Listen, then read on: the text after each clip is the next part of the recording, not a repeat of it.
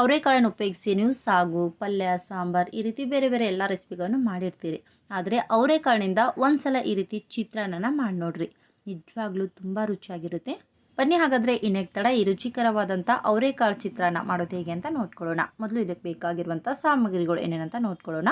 ಅವರೆಕಾಳು ತೊಗೊಂಡಿದ್ದೀನಿ, ಒಂದು ಸ್ವಲ್ಪ ಕಾಯಿ ತುರಿ ತೊಗೊಂಡಿದ್ದೀನಿ, ಖಾರಕ್ಕೆ ಹಸಿಮೆಣಸಿನ್ಕಾಯಿ ತೊಗೊಂಡಿದ್ದೀನಿ, ಒಂದು ಸ್ವಲ್ಪ ಶುಂಠಿ ಬೆಳ್ಳುಳ್ಳಿ ತೊಗೊಂಡಿದ್ದೀನಿ, ಸಾಸಿವೆ, ಜೀರಿಗೆ, ಸ್ವಲ್ಪ ಕರಿಬೇವಿನ ಎಲೆ, ಕೊತ್ತಂಬರಿ ಸೊಪ್ಪು,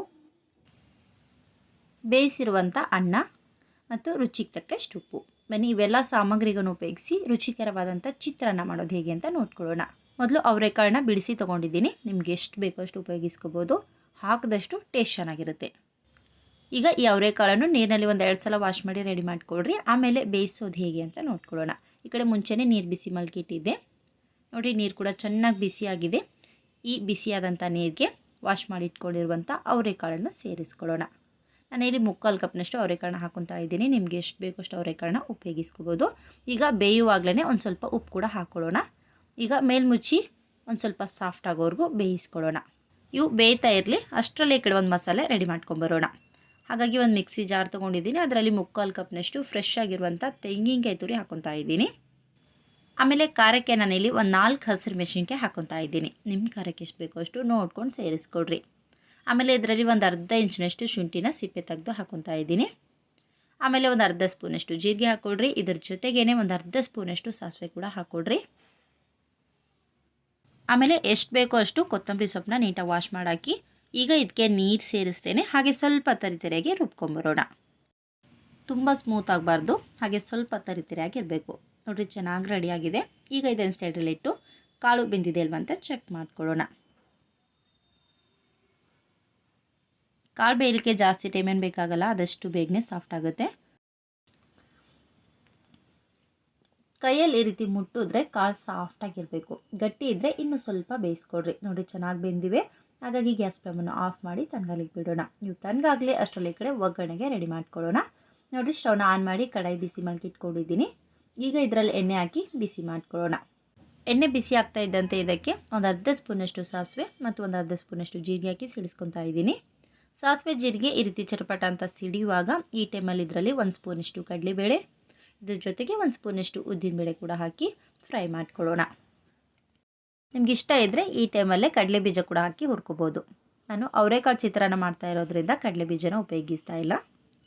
ಒಂದು ಸ್ವಲ್ಪ ಕೆಂಪಗಾಗೋವರೆಗೂ ಹುರ್ಕೊಡ್ರಿ, ಟೇಸ್ಟ್ ಚೆನ್ನಾಗಿರುತ್ತೆ.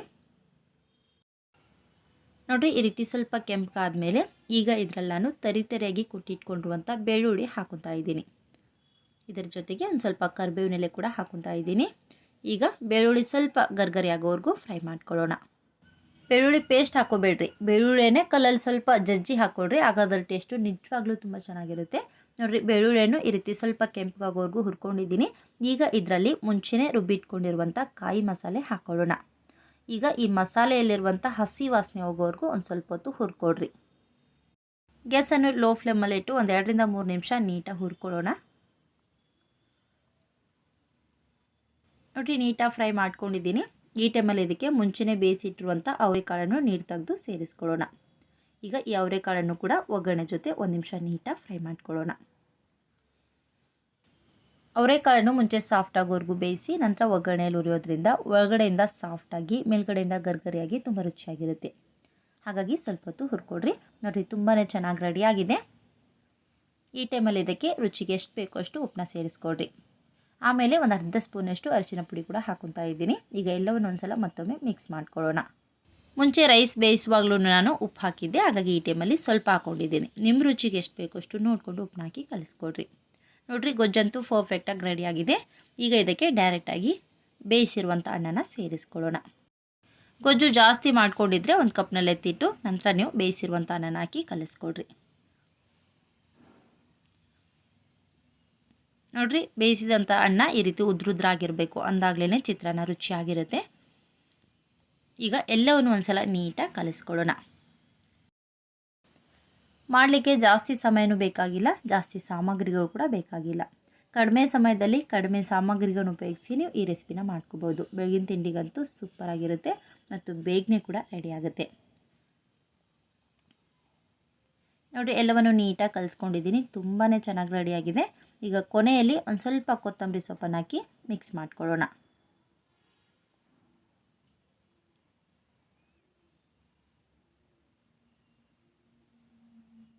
ನೋಡಿ ಚೆನ್ನಾಗಿ ಮಿಕ್ಸ್ ಮಾಡಿದ್ಮೇಲೆ ಕೊನೆಯಲ್ಲಿ ಒಂದು ಅರ್ಧದಷ್ಟು ನಿಂಬೆಹಣ್ಣಿನ ರಸ ಕೂಡ ಹಾಕ್ಕೊತಾ ಇದ್ದೀನಿ. ನಿಮ್ಮ ಹುಳಿಗೆ ಎಷ್ಟು ಬೇಕೋ ಅಷ್ಟು ನೋಡಿಕೊಂಡು ನಿಂಬೆಹಣ್ಣಿನ ರಸನ ಸೇರಿಸಿ ಮಿಕ್ಸ್ ಮಾಡಿಕೊಡ್ರಿ.